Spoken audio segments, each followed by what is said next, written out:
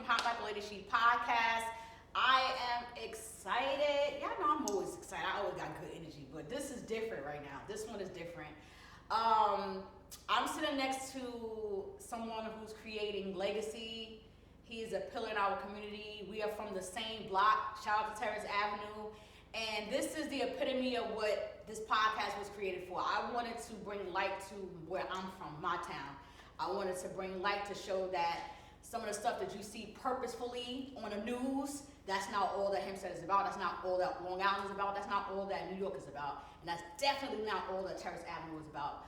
So without further ado, presenting to others, introducing to others, none other than Mr. Larry Gore of the Town Elite. Thank you for having me. Welcome. I am like, bro, like I'm not, we just prayed just now, but like this feels different. This feels good. Definitely. Like, this feels good. I'm very, very proud of you. It's full circle for us. Nah, for sure. Coming from Terrace, like, it's definitely full circle. Knowing. For real. Like, hashtag God be knowing. Don't steal that because that's me. Just saying. You know, don't steal that because that's me. Definitely. But no, seriously, God absolutely be knowing even when we don't know. Mm-hmm. You know what I'm saying? So I truly, truly thank you for coming. No, thank you for having me, and just thank you for recognizing some of the things. You know, like I said, coming from Terrace, we don't get recognized often. No, we don't. So it's definitely appreciated. We absolutely don't. So I'm just gonna jump right in. So I asked everybody the same, all my guests the same question, which is, if I ask you who is Larry Gore, what comes to mind?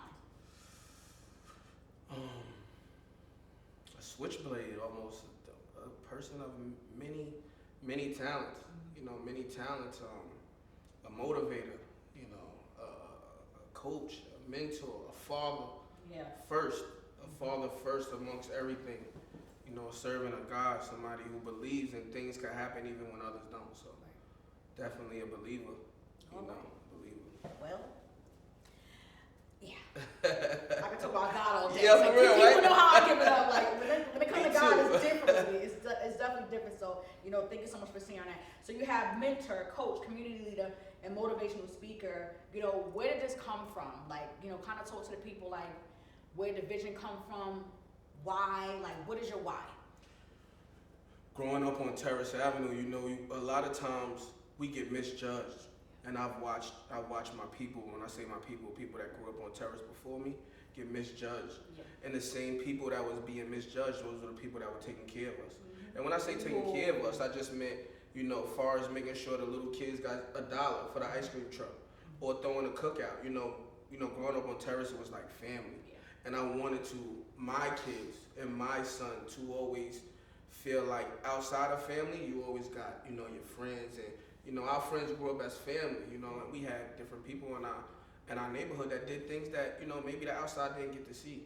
And I took a piece of everybody, from the hustler to the Aunt Gals, to the Miss Sharons, you know, that took care of the neighborhood. And I feel like I'm everybody in one. I try to put it all in one and try to serve not only Terrace Avenue, but, you know, my Hempstead community the best way I can. Love that. I love that he said a piece of everybody, because I as you're saying the names, I'm like, word, like that makes so much sense. But it goes to how, you know, and I always use a line saying, that's my village. Mm-hmm. You know what I'm saying? You know, before our time, before our parents, well, in our parents' time and before their time, you know, as black people, they had their own communities, and some of it was really because they had to. Mm-hmm. You know what I'm saying? They didn't have those options to go. They couldn't drink the same water as white people. So they went through real stuff to stay together and keep it together and, you know, encourage one another. So, you know, I thank you for sharing that, because that really does make so much sense. Something came to mind. It seems small, but even remembering Tony with the dogs, who used to have every 4th of July, like, him, listen, the whole block just flooded, everybody, cousin, like, they yelling down the thing, yo, y'all ready? And they got all the fireworks, and the kids going crazy. Before fireworks shows with Eisenhower Park, we were having them on Terrace Avenue. And the guys from Terrace Avenue, they might have not been mainstream, but to us, they was everything. It was everything. You know, to us, they was everything. And that's what I try to represent. Them, you know, Aunt Gail that gave us breakfast. Gave us food. You know, Miss Sharon that opened the door. Yep. You know what I'm saying? It's you know, Miss Irma. And it's a bunch of people that was inspirational in what I am today. I like to be, you know, Old Terrace, you know, El Dorado, Old Terrace, you know, we was family. You know what I'm saying? I made this shirt just for him. El Dorado's made. Like, Oh, and let me share this real quick. So, y'all know I love. So, the platform is about, I call it the She's 3 E's, which is education, empowerment, and encouragement. Mm-hmm. So, I love to learn. Mm-hmm. So, I looked up Eldorados because I'm like, yo, who made that name up? Like, we just ended up calling it that. Like, no, I'm from the Eldorados. Like, I live right here. Blah, blah, blah. But what does it mean? So, I looked it up this morning. I was like, yo, that's different. So, it actually means in Spanish, I think it says something like the hidden gold place. And that spoke to my spirit. Because I said, and I need y'all to hear me, I need y'all to hear this. So to me it was twofold, and I love when God does this. Like, this is what he does even in his word. So while I'm reading it, I wish I could remember all the details, but y'all can look it up yourself. Look up Eldorados. Look up the Eldorados. So in the meaning, it shared that it was like a lost place of gold. Mm-hmm. And so that's how I look at my block. You understand what I'm saying? On one hand, somebody could take that like, yo, yeah, we called that because, yo, that's where we could sell drugs at. We was going to get that bread. And like, we hustled it. I got made so much money, like it was popping. On the other end, the riches from the Miss Irmas, from my mom. You don't get that. You don't get that no more. That's it's priceless. But when it said the lost gold, I said, ooh, I'm telling you. I felt that thing. People don't understand what we got growing up there. They never understood it. No. And even today, some of my friends still today that we grew up together, no matter where we at in life, and we may have other friends, but a lot of times the people we grow up with is who we think alike. No, for sure. That's because we grew up together. Word. We know what the incinerator is like. Yeah. We know what running, you know what I'm saying? We know what the garage is like. Running across the roof, we know what it's like. People we grow up with, we kind of like, we really are brothers and sisters when it comes to a thing. Especially, I say now too, when I grew up on Terrace, we grew up in a mansion. Yeah. I could have went in 100, maybe 200 apartments in there that knew my mother. Right. That said, Larry, you better stop or you can. Now, now it's a little different. Yeah. It's not so much home, I could have stayed at night at your house and your mother didn't move me. Right. You know what I'm saying? Yeah. I probably had to move over because somebody else was coming in, Right. but that was just the love we had for one another and on our place. So I take a lot of that with me today. And I make sure I try to instill some of them values in the kids today, because I just believe mentor education part, ages 11 to 15, we're kind of missing that. Yeah. So that's where my mentor comes in at, and I feel like if I'm able to mentor kids the way I was raised, I think, the new village of Hempstead in the future will be perfect. Yeah, the new village of Hempstead. I felt that thing. Let's get it. So you did something that was so extraordinary to me, and I was telling my kids some stories about it, because my oldest, he was over there for a little while, but he don't really remember anything. So I'm like, yo, we used to do this in the park, and yo, your Uncle Jimmy used to be flipping on the dirty mattresses, and like we used to have the fire extinguishers going, like everything, the water, like we had so much fun. And I was telling them about, being in the Salvation Army camp. Like, I always accredit Mr. A and Eric to saving my life, because I was out there.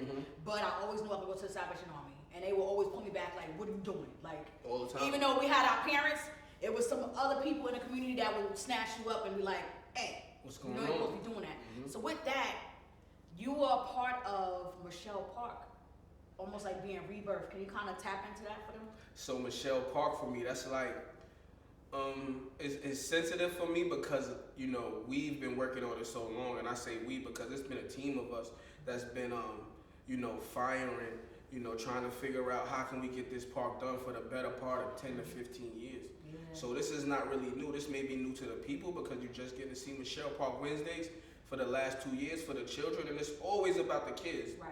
But Michelle Park is personal. So, growing up there, we had sand. That's where I learned to play basketball. That's where I learned. That's why I got beat up. That's where we had fights. So there is where on Terrace Avenue we got a chance to be one. That park wasn't there, and I didn't see that. Right. For years I didn't see it. It was just a basketball court. Right. We deal with a lot of drugs in our area. So now, the playground is becoming, a home for the junkies. Right. And that was something that was personal because, like I said, the park was where you didn't have to worry about what was happening on Terrace. It was always supposed to be a safe haven, and we got away from that. Right. And that was one of the things I wanted to bring back. So, working with Mayor Hobbs and his crew, he came down and seen how passionate I was about it. Not just that I was just talking, but the people wanted. Yeah. It's not just me saying Larry wanted it, the people wanted. Terrace Avenue want it. We want to be recognized. We want to be seen, and we don't want to be pushed to the side. Right. And Mayor Hobbs made it his business and say, this is a part of us also. Absolutely. So Michelle Park, by the graces of God, Yeah. we getting a new Michelle Park for the kids. Ultimately for the kids, we getting a new indoor facility where we're going to be able to run programs out of there. Salute Mayor Hobbs and his crew for making it happen. I appreciate it. The residents on Terrace Avenue, we all appreciate it. So Michelle Park 2026 is going to be epic. People come out. We're going to have every Wednesday. It's going to be beautiful. I love that.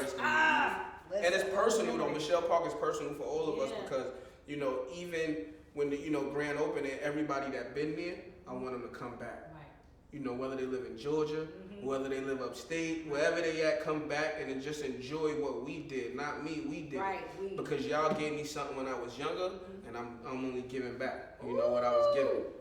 Felt that thing. What? Listen. You had to be there. Like, that's you gotta all I be there. say. Yeah, you had to be there, man. You need to be there when it happens. This beautiful. is dope. Nah, it's a beautiful thing. So you had shared, in your questionnaire, I always talk about the childhood thing and, who we are as adults is a reflection of our childhood. So I know you grew up on a block, but you also mentioned like the loss of your father. So when I was, a lot of people don't know, even some of my close friends, because I had a stepdad at home, my mom, So a lot of people don't know my father was killed at the first Hempstead bus terminal, 1989, in December 89. I was 6 years old.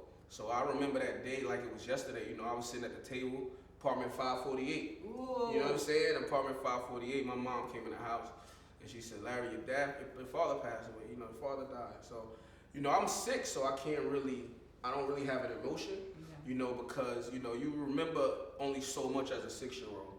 So I can remember things vividly, but I don't have no emotions. But when I walk to that casket and I see that man laying there, that's when it hit me. I got a father, but he's not here. So along the way, that shaped me into always saying, when you have kids, you can't leave them. Ooh. You gotta ask God, give you time to make sure them kids is right. 2015, I hit a pole, and while I was laying there, I cried. I was crying. I was telling my mother, I gotta raise these kids. I can't leave my kids, Mom. I can't leave my kids. It wasn't about work. It wasn't even about my mother, my love. Not even about my girl, I love. I couldn't leave my kids, and that's all I kept telling God. So ultimately, I like to look at myself as somebody who's here for the kids, and because I lost my father so early, I know what it feels like when these kids leave my basketball gym and there's no dad at home. You know what I'm saying? There's nobody. I know what it feels like to be mentoring a 13-year-old that's cursing out a teacher, but when he get a male figure in front of him that love him, not just trying to break him down, but that love him also. I'll break him down, but I'll also pick him up, and I'll take him out to eat, and we'll chill, and he could call me anytime. But when he gets that figure in his life, things change for him. You know what I'm saying? So, losing my father just said, when I get a chance to be there, I'm not, I can't leave my kids. And when I say my kids, not only my 3, but my hundreds of kids, like Terrace Avenue, those are my kids, that's my family. Yeah. Love that. Because, I even noticed with, and thank you for sharing that, that I break them down, but I lift them back up. I think that's part of the thing that sometimes we miss. And that comes from experience, that comes from it being personal and being internal, and you seeing yourself in that child. So, thank you for that. Even with, my cousin, because his godfather, and he does not have a dad, not by choice, his father passed away. And I love him. That's my boy. Show him love. Yeah, I love him. And that's what we need. We need love. What about the word when it says, he's father to the fatherless? Like, you're father to the fatherless in our community. And that's deep. Like, that is deep. I love it too. I love it. It's a transition. One of the first things I did, I was coaching football. Not only being just an advocate for the kids on Terrace, because that's where I'm at. Right. So I always played basketball with them. We always did that. But coaching football, I got a chance to start seeing, not only coaching, but seeing the other part of it, the kids that didn't have dads, the other part. So I would get parents calling me about what they're not doing in school. So much to I got so deep that teachers is calling me. Right. I'm like, put them on the phone. Yeah. Over the phone, I can make a difference. Yeah. That's when I started seeing, and one of my mentors, Curtis Watts, he brought me in and I started mentoring at the 1 through the 1 program. After doing a lot of things for a lot of years, that started giving me, what I needed. Yeah. what I needed and what God put me here for. Right. I started to see what God put me here for. And we started the 1 through the 1 program right on Terrace in the middle section, where every Tuesday night we were getting about 20 to 30 kids. We were feeding and we were doing different things with them. But this is something that I always wanted to do. Yeah. You know, me and some of our brothers, you know, Maurice Dingle and Dwight Jackson, some of the stuff that we wanted to do always. So when we got a chance to do it, man, it was like, God was like, here go y'all shot. I love that. You know, here go y'all shot. Timing is always perfect. And, you know, like I said, you know, it always comes down to, we don't always know it in the moment, but everything he bring us through is for the moment you're in right now. You know what I'm saying? Even with you losing your dad, you know, you having a stepfather, active stepfather, because I definitely would love for you to tap into that. You know, we see on the news a lot of times, and listen, I'm a mom. My kids don't know anyone but their dad. But I had a stepfather.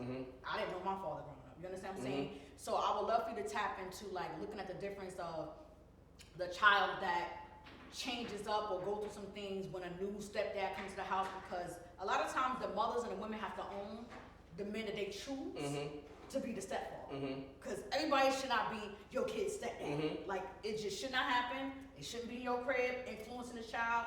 You kind of should deal with where your child is when it comes to their father. So can you kind of tap into that, you know, as a dad, seeing the kids, mentoring the kids, and how, you know, what's your thoughts on that? So growing up with a stepfather is kind of difficult, especially being the oldest, because, you know, in the end, that's my mother. You know, no matter what you tell me you're gonna do for us, never enough. You know, and you know, you don't get a chance for your father to experience that with your mother. So automatically, it's not gonna be there. Me and my stepfather probably wasn't. One thing I would always say is that, you know, and you know, if he's watching, that I love him and I appreciate what him and my mother did for me, because they did instill values in me that you can't get from nowhere else. Did we have the best relationship like father son? No. Could it have been my fault? Maybe. Could it have been his fault? Maybe, because, you know, just growing up then, we didn't get physical love. You know, I know they love me. I didn't, you know, you can ask my, you know, I didn't not want for nothing. We ate. I stayed dressed. We were fine. You know, they worked every day, so they loved us. But did they hug us and kiss us? No. So as you get older, you start to say, all right, you know, you didn't receive that, but that didn't mean they didn't love you. So I know he loved me deep down inside, but we didn't have the father-son bond that most sons look for when they're looking at their father. But like I said, did he teach me a lot? He taught me how to take care of your family, no matter what, under any circumstances. Take care of your household. Provider. Be a provider. You know, my parents were providers. They were. So, and I'm the same way now today.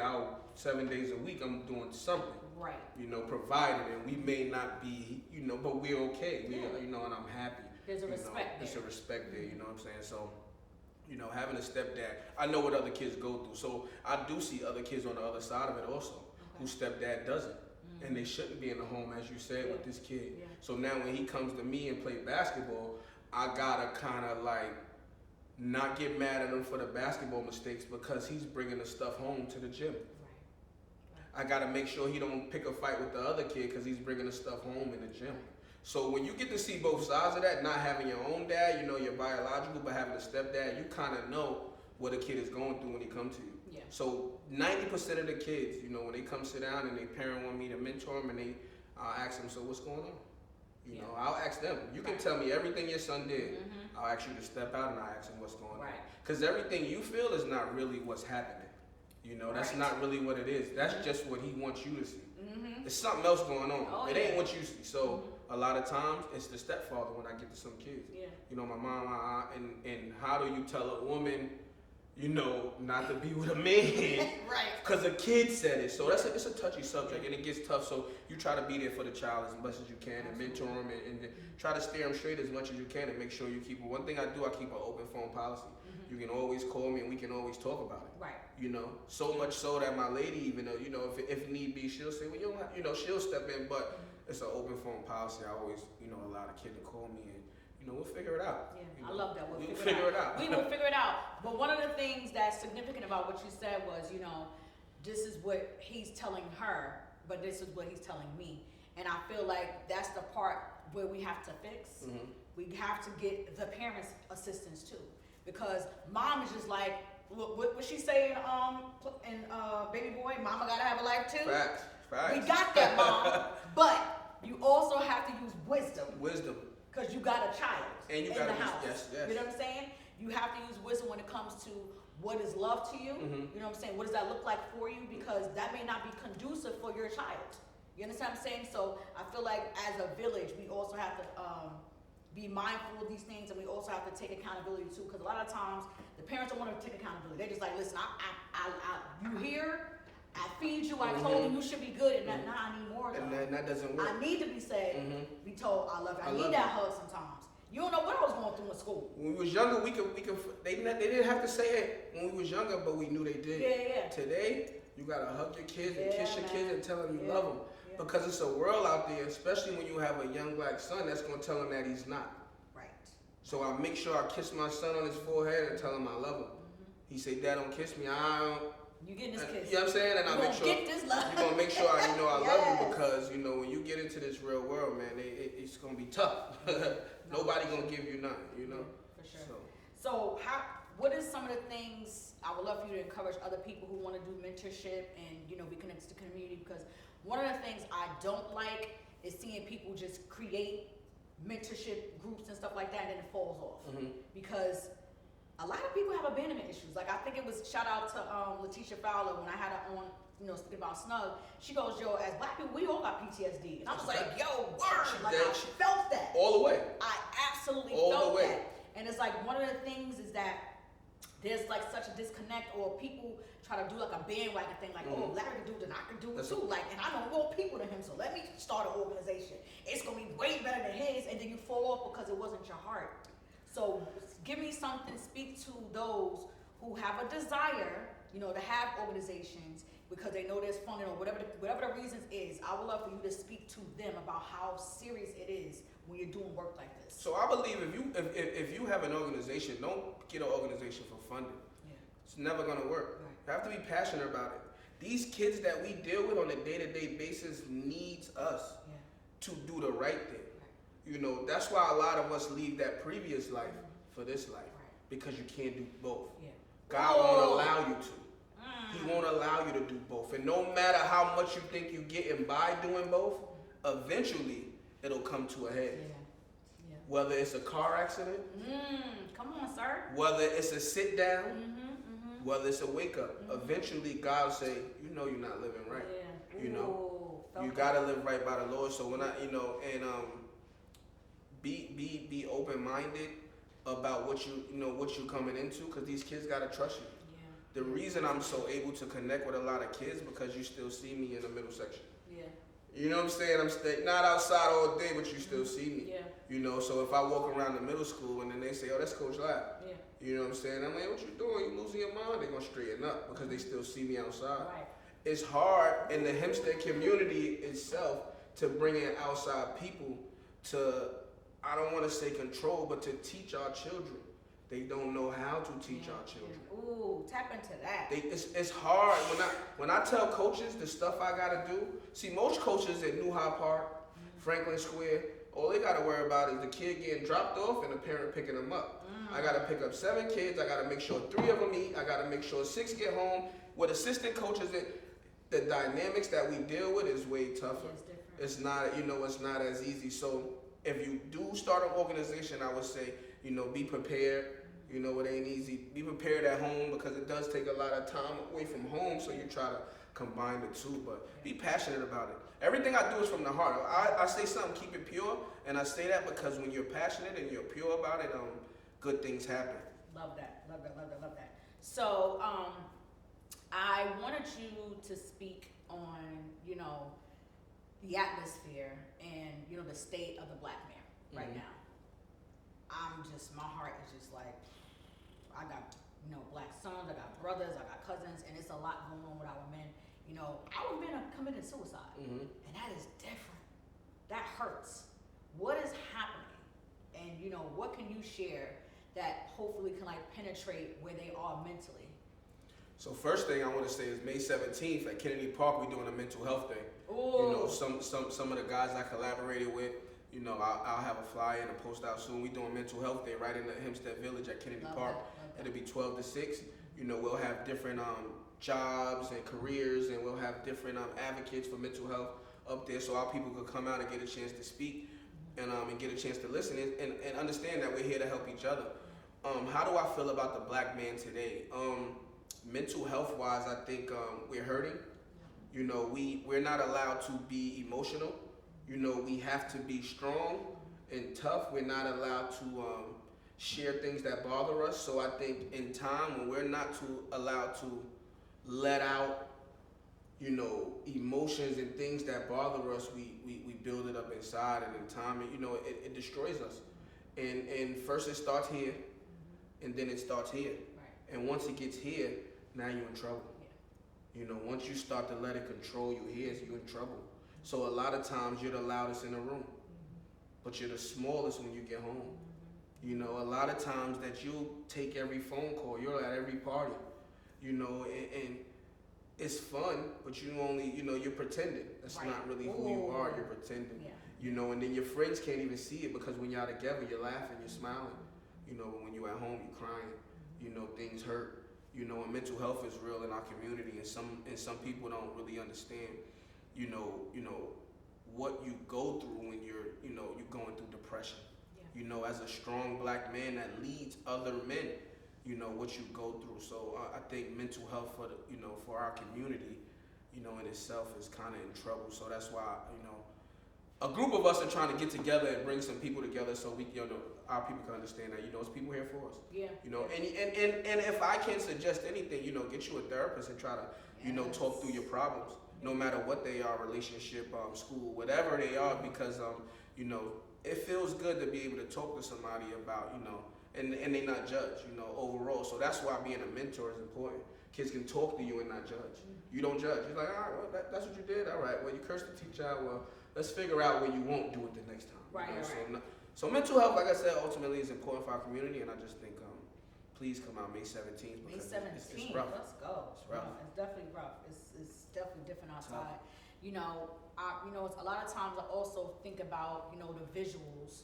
You know, some of us grew up in that era where our parents are like, you know, do as I say, not as I do, and then the whole, you know, what goes on in the house stays in the house. You know, how important is it for the community to see a living example? Because I know, even think about sometimes when I go on a block and I'm going to see somebody, I gotta drop some off or whatever the case may be, I still get chills when I see memorials. These are people that I love. Fully. Like, it's Fully a school. lot Like see. we went to school with a lot of these people. You know, they're not, and it's tough, and it bothers us. It's tough, but for me, it's lessons of what not, but also lessons to continue to do the work. You gotta continue to do the work, or we'll see more flowers. Yeah. You know, and now the flowers are babies. Yeah. You know what I'm saying? And even though we were young, you know, but it's flowers are babies. One thing I ask a lot of people, and I challenge people in different schools is, you ask a kid that go to the middle school, a 15-year-old, how many friends has he lost? You know? And then you ask a kid that go to Garden City High School, a 15-year-old, how many kids has he lost? How many friends? Let's just say an 18-year-old. Yeah. He's gonna say, the kid in Garden City is gonna say, I lost one friend. Right. And it probably was because of a car accident or something like that. The kid from the inner city, he probably lost 4 friends to gun violence. That's terrible. Yeah, we was those kids. We lost kids as kids. We lost friends as kids. Yeah. We're leaving Fulton School and we losing friends on a bicycle accident. You know, I'm 10 years old. Yeah. We had 10 years old going to funerals. Yeah. Yeah. Then we get 13 and 14 and we losing people that we shared the lunchroom with at Fulton. Yeah. So PTSD, of course. Yeah. Why wouldn't I have that? And I lost a friend that was next door to me, and we grew up since I was 8 years old.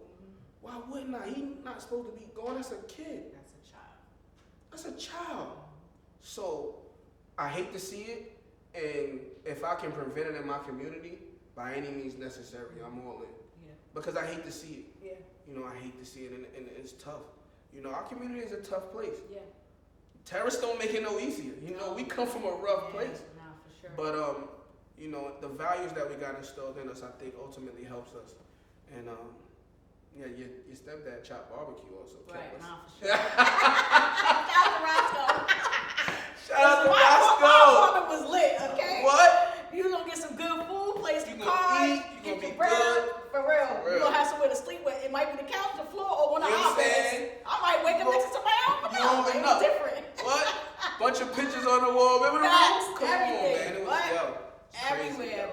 vibe, but you know, it is different now. You know what I'm saying?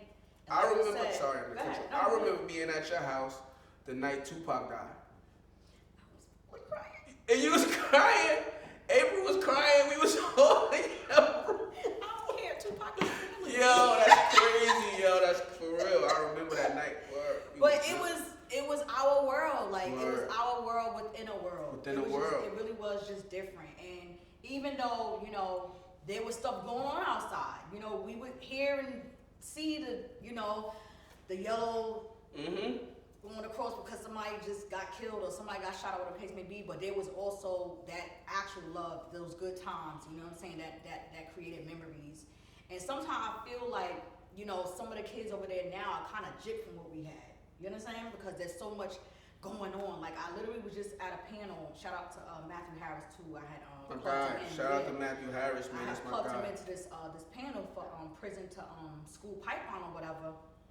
And a young lady, she lived on Terrace, but I didn't know who she was. It's like a new generation over there. And I'm like, well, who's your mother? You know, that's the first time I asked, who's your mother? Like, I go to school, I'm like, who's she? Oh, you might know my father, who's your father? You know, it's a whole conversation that went on.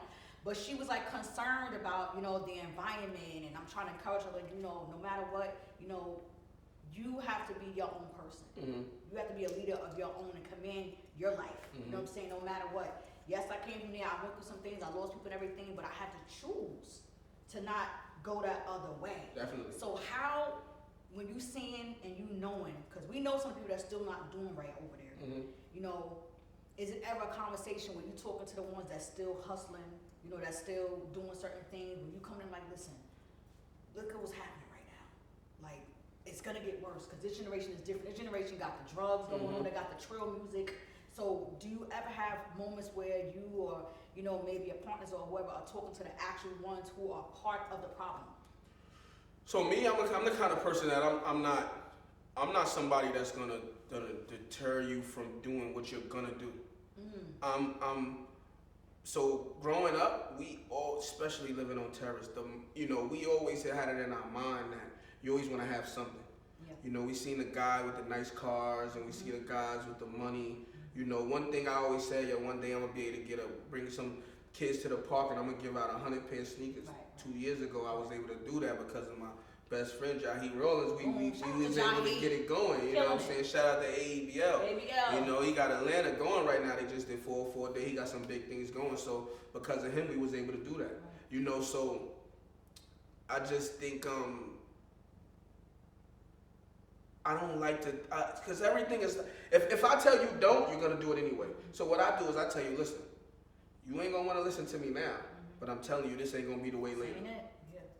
You don't have to listen to me today, but this ain't going to be the way later. And when you're ready to get a job, come holler at me. We sit down together and figure it out. You know what I'm saying? And I always got a test for everybody. Yo, lad, I need a job. First thing I say is, yo, I got my man at 7-Eleven. They going to say, I don't want to work at 7-Eleven. You ain't trying to work. That's just a test. That's the quick test. Well, yeah, I got somebody at 7-Eleven right now. I ain't trying to work at 7. You don't want to work. Right. I'm just trying to fill you out. It's all a test. Yeah. You know, I'm just trying to fill you out. So when you're ready, I've had kids come to me literally. I've known they was in these gangs, and literally up in last year, this year, come to me and say, yo, I want to work. I'm tired of this. I don't want to keep. Because every kid don't want to be outside. It's true. It's true. It's true. Some kids only outside because their best friend is. Every kid don't want to be outside. Every kid don't want to sell drugs. Every kid don't want to fight. I don't care where they come from. Some kids are doing this just to hang around. Some kids are doing it because they need it and their mothers and fathers are strung out. Or some kids are just being followers. So you do got the kids that'll come to you when nobody's around and say, yo, I'm ready to get a job. I'm like, all right, well, meet me down here. Come to this real quick. And if you come down here and sit with me down here and we have this little session, then I'm gonna give you a number right now. You're gonna call this guy and he's gonna give you something right now. But I just wanna know you're serious. So, you know, to answer your question, I'm willing to help, but I'm not gonna tell you not to, because me telling you not to is like telling you to do it anyway. So for me to say no, you're gonna do it anyway. So what I'll say is, when you're ready, I'm here. Number don't change, none of that. I don't care if I'm hanging with whoever, no matter what I'm doing, I'm always here. So the number don't change. When you're ready, let's do it. That thing. Cause man, I mean, I've come over there and I'm like, what you doing? And he split up. I'm like, come on, you know you have influence. because that was influence. Definitely. We know that growing up, we saw some of the hustlers, and they were able to just give out sneakers and all that, but they was doing it the wrong way. You did it the right way and was able to do what the hustler was doing. So that's what I'm saying about the difference in reference to the mindset and actually visibly seeing somebody do what seemed to be the unthinkable. Because to someone that grew up in our era, I would probably like, only the drug dealers do something like that, because that was our environment. So seeing somebody who's straight and narrow was like, wait, what did he do? Like, well, who the hustler behind him? Like, you understand what I'm saying? So kids and people in the community actually visibly seeing you do the work is everything. That's why I put the two together. So I'll talk about the Nani's and the Cousin J's, but I'll also tell you how Aunt Gail, rest in peace Cousin Jay, but I'll also tell you how Aunt Gail, I put all of them together. Aunt Gail took us on trips. You know, Aunt Gail was one of the people that in our community right on Terrace Avenue, you know, she gave us breakfast in the morning.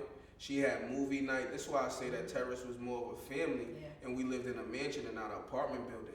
You know, down at Aunt Gail, she gave us the bug juice, the bagels. She took us skating. She took us to Splish Splash. She had camp. She did everything you can think of right there in the building and Terrace, and she did it for us. You know, so she was somebody that was real inspirational on me wanting to give back also. So take the Aunt Gail and you take the hustlers and you put them in one, and I feel like that's, you know, that's me. You know, Terrace me. You know, we don't even be knowing. Always. I think ultimately, you know, people would you know, I do a lot of preaching to my friends now.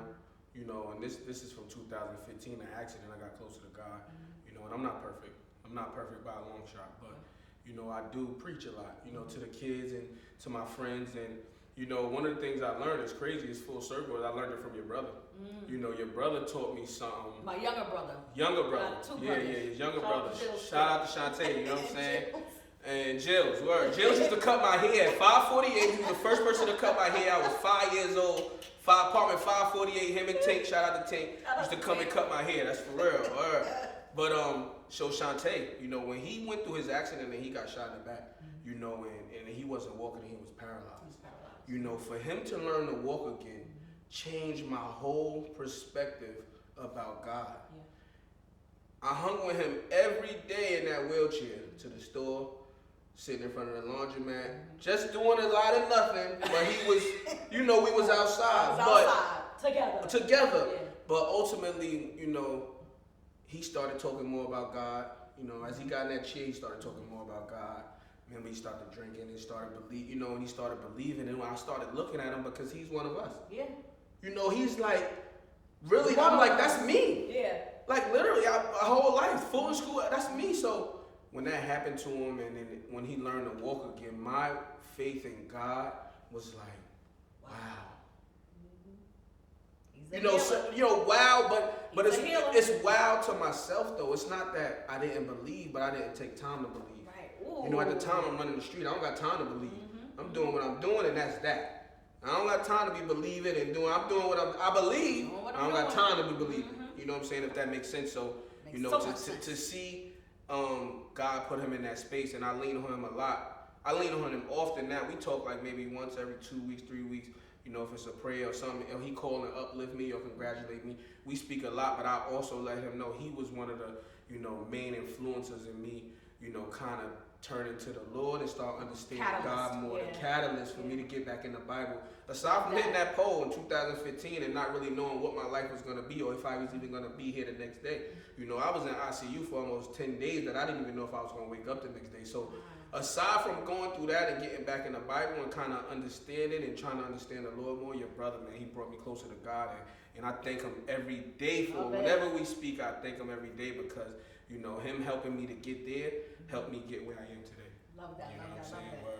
It be the community. Word. It be the relationships. Because I always say, you know, relationships is currency. Like, it be those type of conversations where you have to self-reflect and be reminded of where you've been and how it could have turned out, because your children, your mother, your stepdad, your brother, all of them could have lost you, but God. You know what I'm saying? Like, who are we to get another chance at life and do nothing with it? Come on. You know, that alone is a sin. Come on. You understand what I'm saying? So who are we to be like, oh, ooh, got past that one. Come on, you were, and keep going. And just keep it pushing. And keep going. We owe God everything. Every day.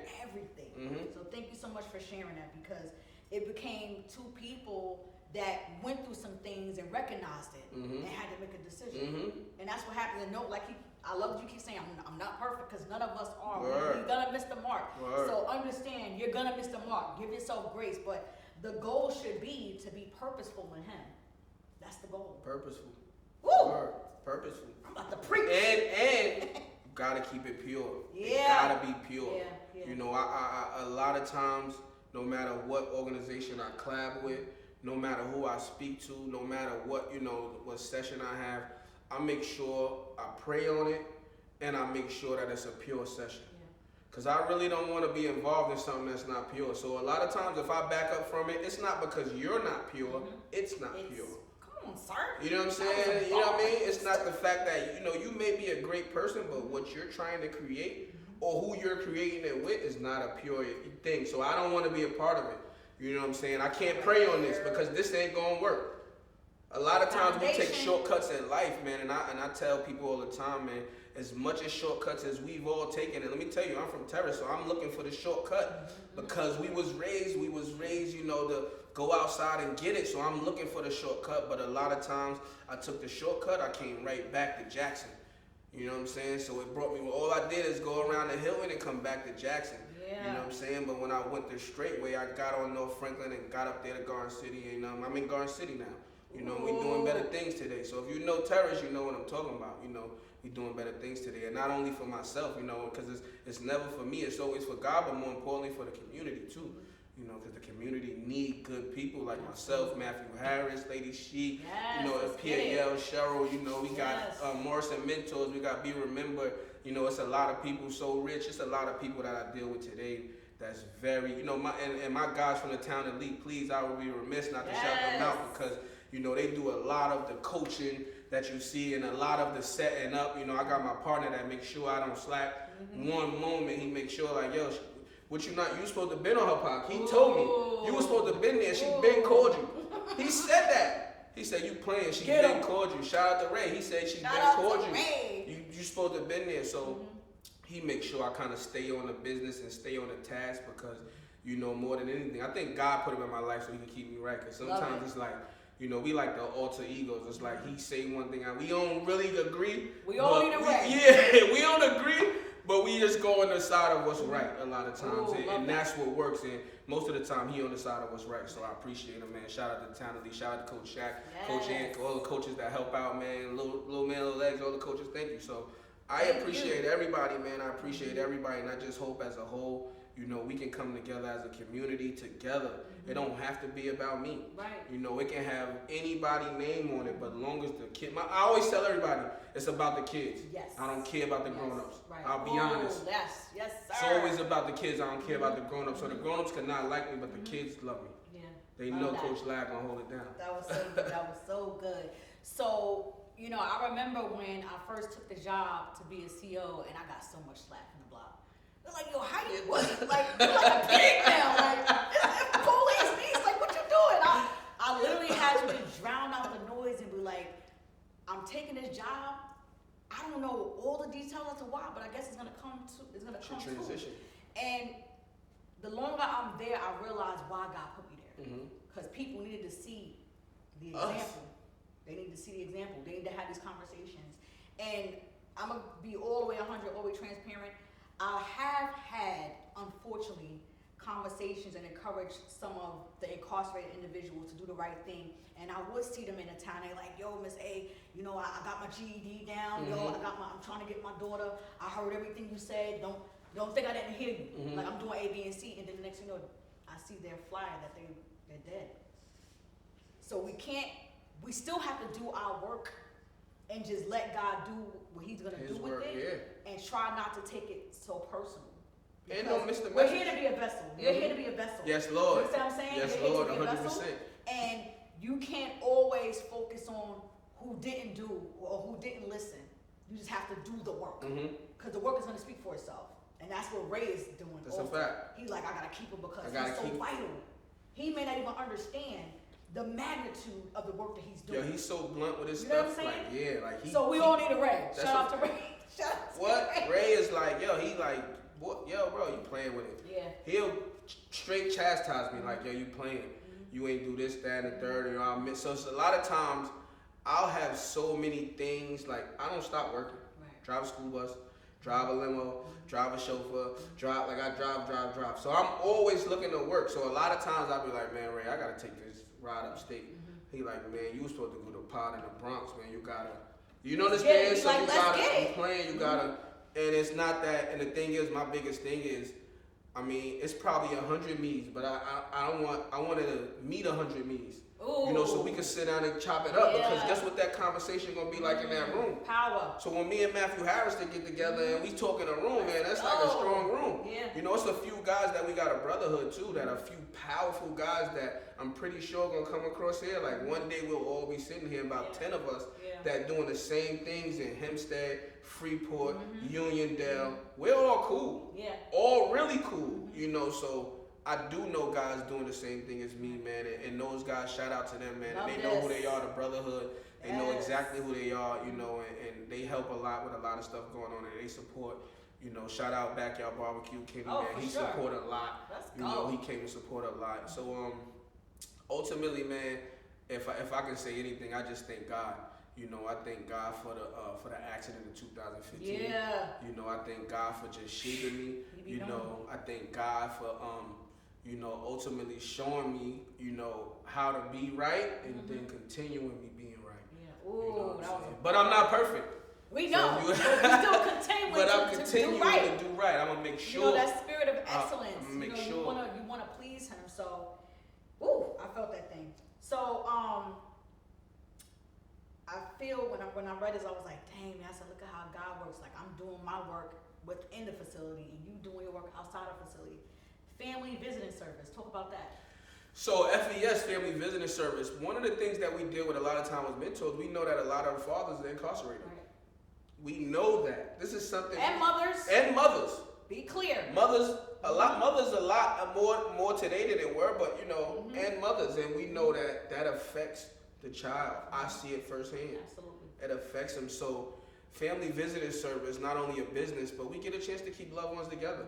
So if I'm able to fill up a bus and take 15 mothers or 13 mothers, and I got 2 extra seats for 2 kids, yo, come on, let's get your mom to sign some paperwork, and they with me. And I'll take them to see their father, you know what I'm saying? I don't need to be on the visit, but I don't mind taking them, you know, because just the chance for the father to get his son in front of him for 15 minutes, you know, means a lot. And just the chance to get the son getting. I've had children to tell me, do you know my father? And show me his father, like, do you know where he at now? You know, because a lot of the kids we know come from our community. You know, and broken relationships and things of that nature. And we all know how it is, so I know your father. Matter of fact, when I see him, I'm gonna make sure he know that I know him, and you here. Right. Whatever the situation is, it is, but I'm gonna make sure he know you here and you with me. You with me. And guess what he gonna say at the end of the day? You're lad, I'm happy with you, and I can respect that. You know what I'm saying? Aside from anything, whatever he not doing or is doing or whatever, he say, lad, I'm happy with you, and I'll do my part. You know what I'm saying? I don't hold nothing against them. God got their time with everybody. You know what I'm saying? That part right there. Listen, God saves behind bars. So let's be clear. He can speak to you wherever you are. Your heart just has to be open to it. But I thought that was just such a beautiful thing, you know, to see. I was like, oh man, I'm like, lad is doing it all. But I also want you to tell us how you're doing it all. And I want you to be transparent about it, because a lot of times when your heart is big and the visions are there and you just want to keep going and keep going and keep going, it can affect you. So speak to us about that. Like, how are you doing how are you wearing all these hats? And if it's all healthy for you. So what I would say is it's not healthy. Okay. It's not healthy. You know, being transparent, you know, we might need another hour, but it's not healthy for me. You know, I go through things and I struggle also. So I want to say up until literally 2024, you know, and me and my lady been together for about 11, 12 years. Up until maybe last year or maybe 23, I started to really understand how much me doing outside was taken away from inside. Let's go. And it destroys within, and the things she say are right, because I'm pouring into everybody out there, but I'm forgetting about who's in here. And not so much the kids, because the kids will be with me everywhere because I'm with kids. So it's not the kids, it's my lady. Yeah, come on. So date night has to come. We have to have date night. You know, I have to make sure, and what I want people to understand, the courage and the strength you get from starts at home. So without her making sure they're good at home and making sure I'm good before I leave the house to even give anything to anybody, whether it's a preaching, a mentor session, or coaching a basketball game, you know, she has to uplift and make sure, you know, that I'm good and I'm on my game before I leave the house. So I had to make sure that, you know, I started, you know, and this was crazy though, because this is the height of Michelle Park. Right. You know, I'm getting the mayor's attention now. Now I'm getting everybody's attention, but I'm also understanding that I got a woman at home that needs me first. That's what, you know, it was hard. So what I try to do is try to, as much as I can, or when she want to be, incorporate her in it. You know, when I was giving out the sneakers, she was the first one there. She put the team together, the committee together to help me give out all the products. She made sure things was right. So it's not easy wearing all them hats, but, you know, I do have somebody that's very understanding. She's very understanding, and a lot of times when, you know, she get a chance to be around some of the kids, it's fun. It's fun for her also. Right, so right. it's not easy. It's really not easy. But you know, you have to start prioritizing. So a lot of times when I start missing things, it's not because I want to, but I have to do this. Yeah. You know, so can we reschedule? I'm sorry. It's important. You know, and if God want me to have it, we'll spin it. You know, we'll be around, but I have to do this. Yeah. I need to make sure she's always okay, because when she's okay, I'm okay. Ooh, you know? that part. And when she's okay, the kids are okay as well. Because what happens is when you're involved in the type of things you're involved in, yes, the kids are with you, but sometimes you can kind of forget the kids also because you focus on the other kids. And because I even noticed with like preachers' kids and like coaches and stuff like that, when you start to hear them speak about, you know, growing up with a coach as a dad or a coach as a mom or whatever, or a preaching dad or a preaching mom or whatever, they always mention that like, oh yeah, I was always in church, but you know, my parents didn't really get to talk to me because they were talking to everybody else. Well, I love my parents, but they couldn't really love on me because they was loving on everybody else. So it's so significant. For one, you want to have God as a center in your relationship, but two, you want to be able to hear your partner with this, not with the moment of, but you know what I'm doing. Yeah. You gotta actually hear. That was my problem. You know what I'm doing. It wasn't that. Yeah. It was that this is how I feel. Yeah. Come on. I do know what Keep you're it a doing. buck. Yeah. But this is how I feel. Yeah. And that was my problem. You know what I'm doing. I'm not doing this. I'm not being that. Yeah. And I'm giving you this. I didn't ask you that. You know what I'm saying? I'm Well, just telling you this.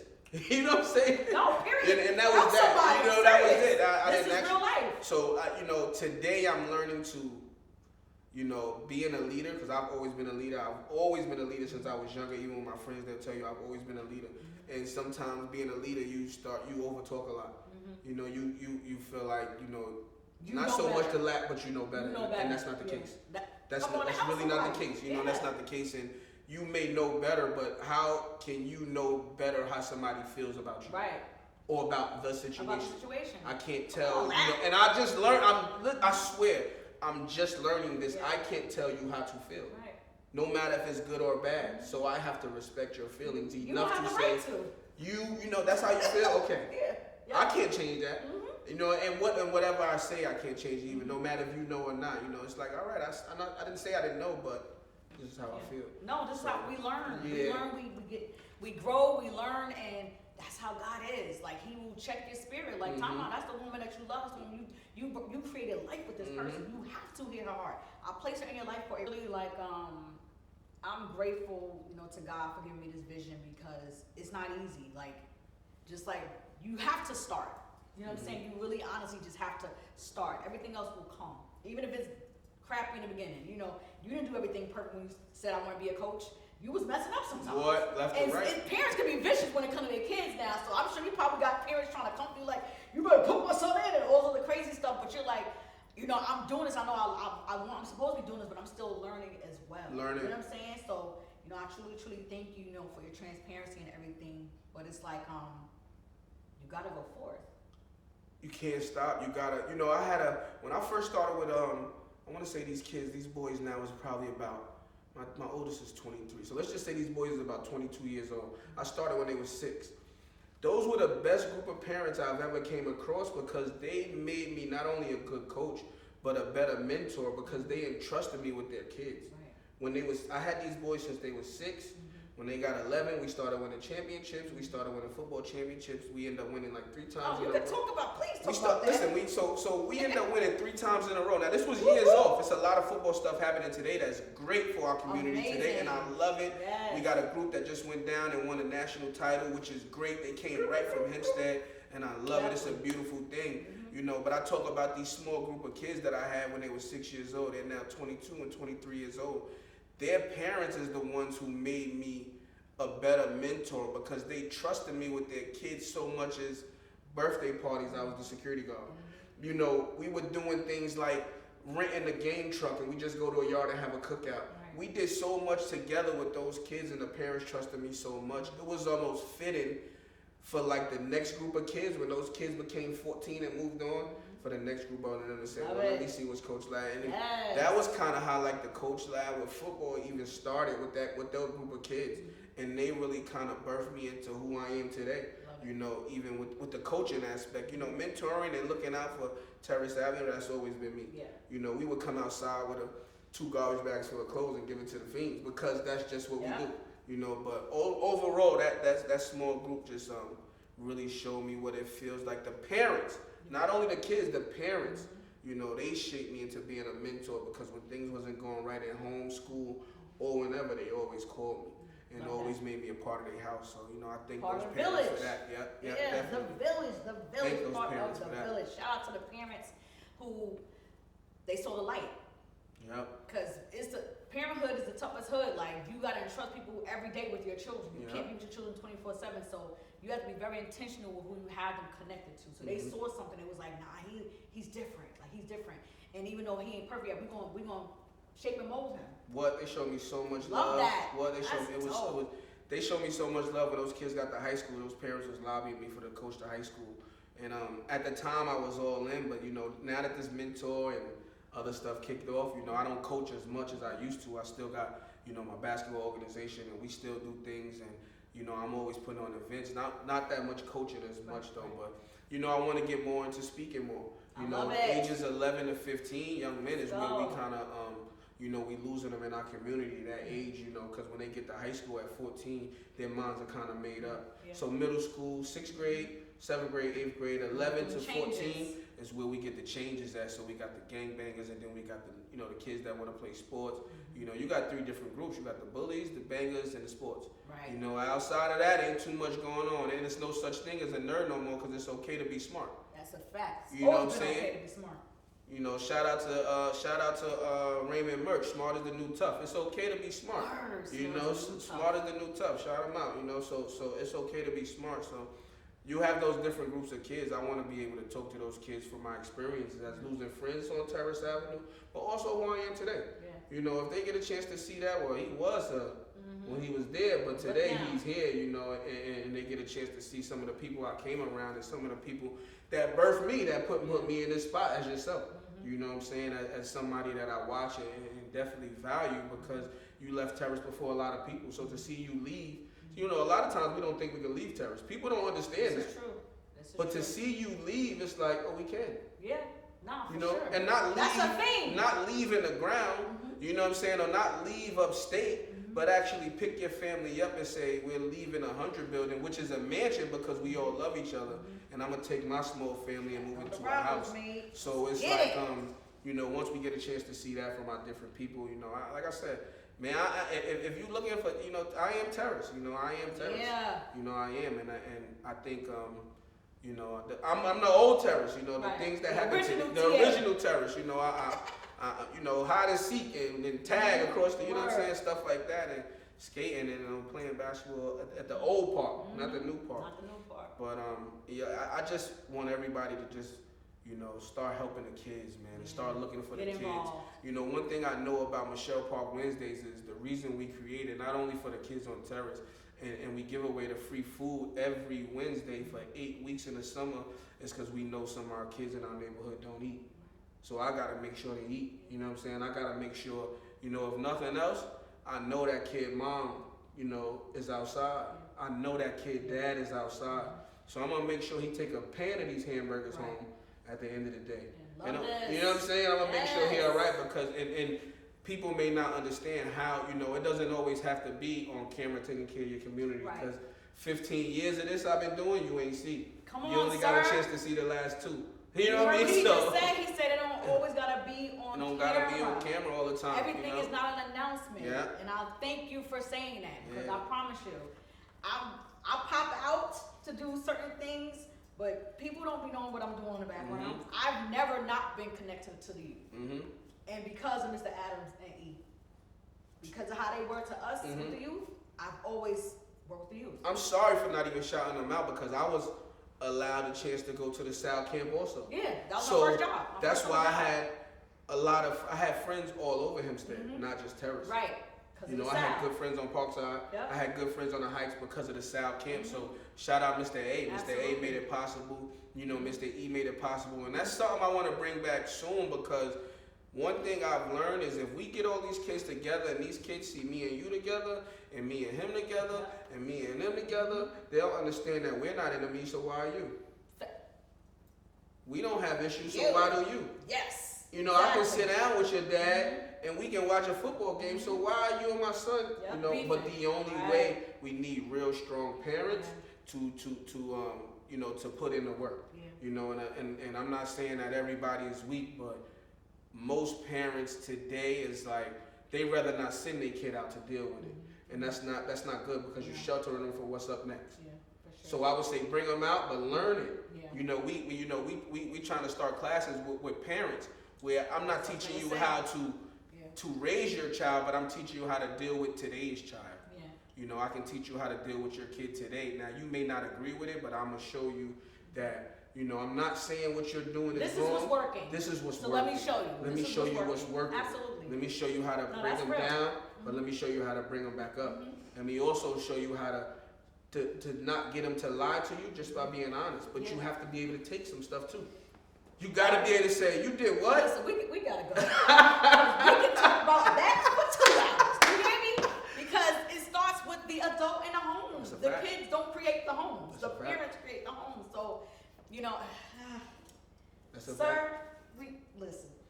You're gonna have to come back for sure. This ain't over. This definitely ain't over. Definitely ain't over. We definitely got to do it again. I want to thank you so much, not just for coming, but for being transparent.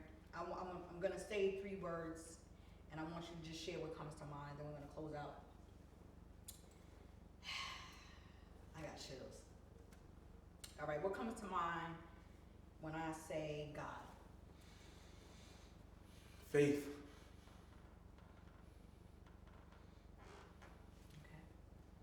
It don't have to be one word. Okay. So when it comes to God, I just believe in keeping your faith. Yeah.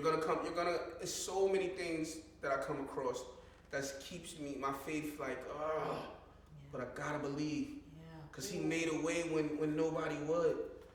November 12th, 2015, I could have told you November 13th I wasn't supposed to be here. Yeah, but He made a way. So just faith, faith. Just ultimately just keeping your faith and believing, keeping your faith and believing. And it's His time, not yours. Ooh, family. Everything. Love that. Community.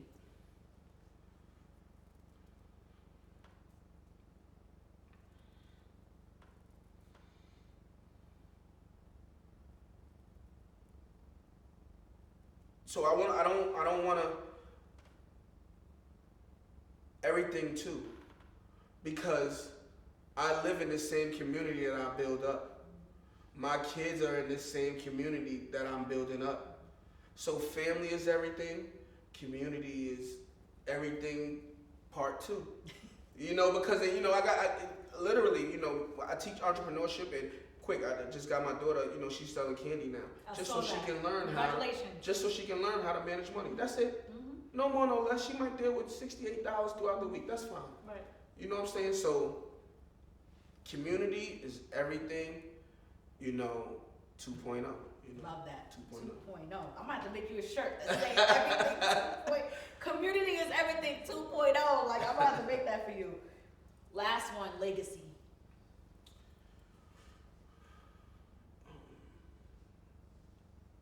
Pure. When it's all said and done, I was pure.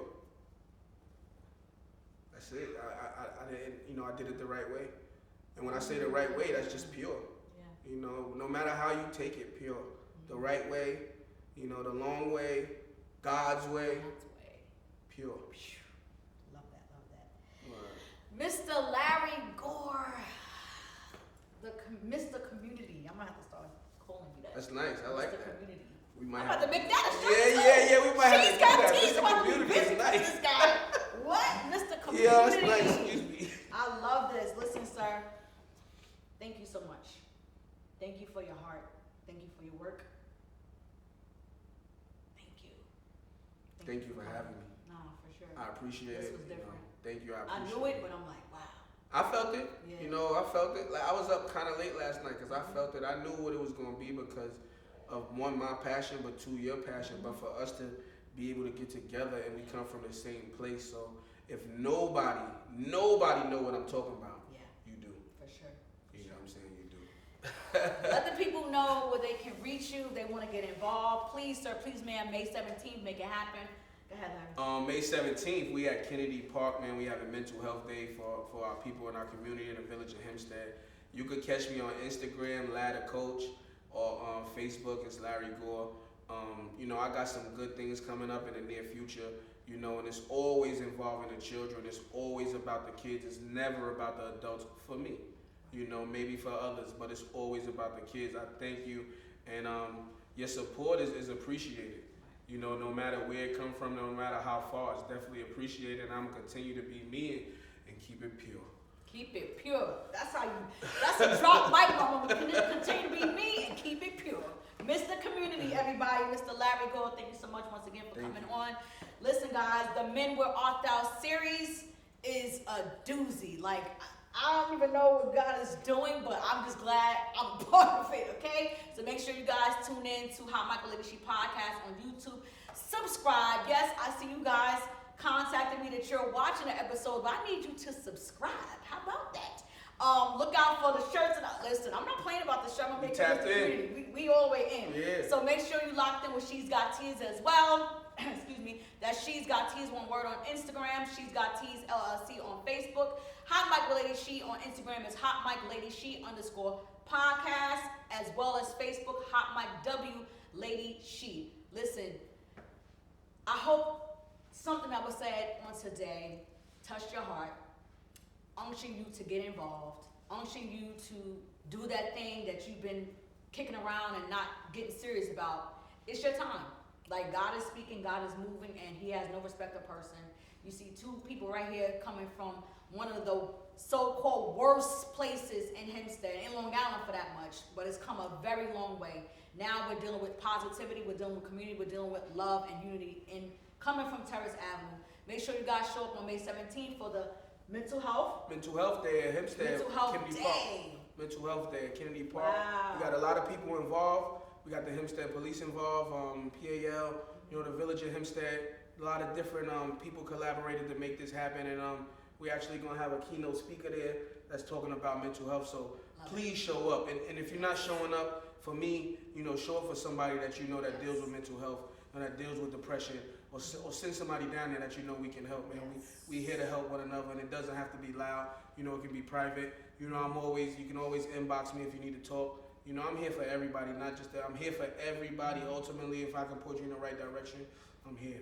Love that, love that, love that. Listen, and I'm gonna say this, because we did share about, some people doing things on the camera, some people doing things in, the background.